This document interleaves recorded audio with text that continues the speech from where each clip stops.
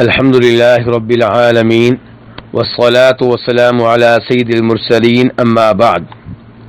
نبی صلی اللہ علیہ وسلم نے نو مولود بچے کے عقیقے کے بارے میں فرمایا، کل غلام رہینۃ بعقیقتہ، کہ ہر بچہ اپنے عقیقے کے بدلے میں گروی رہتا ہے۔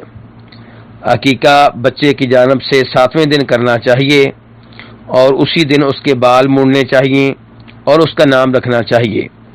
اس حدیث کو امام ابو داؤد، امام نسائی، امام ترمذی اور ابن ماجہ وغیرہ نے روایت کیا ہے۔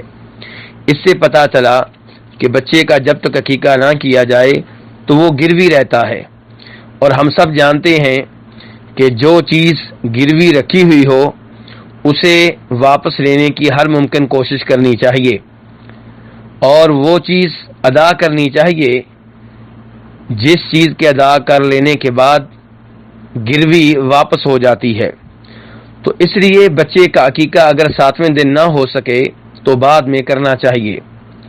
ہمارے کئی احباب عید الاضحیٰ کے موقع پہ جب قربانی کرتے ہیں تو ان کی کوشش ہوتی ہے کہ اس موقع پہ بچوں کا عقیقہ بھی کر لیا جائے، اور کئی لوگ بچوں کے عقیقے کے سلسلے میں قربانی کے بڑے جانور گائے یا اونٹ وغیرہ میں حصہ ڈال لیتے ہیں، اور کئی لوگ پوری گائے اپنے بچوں کے عقیقے کے طور پہ ذبح کرتے ہیں۔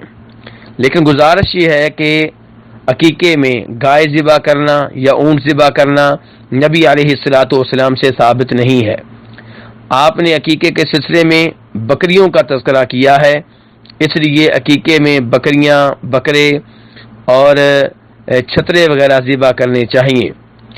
اس سلسلے میں ایک روایت آپ کے سامنے رکھنا چاہوں گا کہ امام طحاوی جن کا فقہ حنفی سے تعلق ہے اور امام بہقی جن کا فقہ شافعی سے تعلق ہے، یہ دونوں بڑے امام روایت کرتے ہیں کہ جب جناب عائشہ رضی اللہ تعالیٰ عنہ کا بھتیجا پیدا ہوا تو لوگوں نے ان سے کہا اقی عنہ جزوراً، کہ آپ اپنے بھتیجے کا عقیقہ کھلائیں اور اونٹ ذبح کریں۔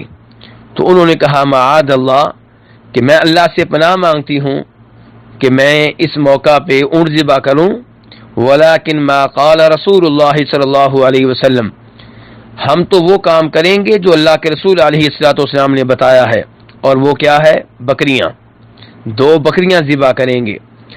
تو اس سے بھی معلوم ہوا کہ عقیقے میں گائے یا اونٹ وغیرہ ذبح کرنے سے یا ان میں حصہ ڈالنے سے اجتناب کرنا چاہیے۔ عقیقے میں بکریاں یا بکرے یا چھترے وغیرہ ذبح کرنے چاہیے۔ واللہ تعالی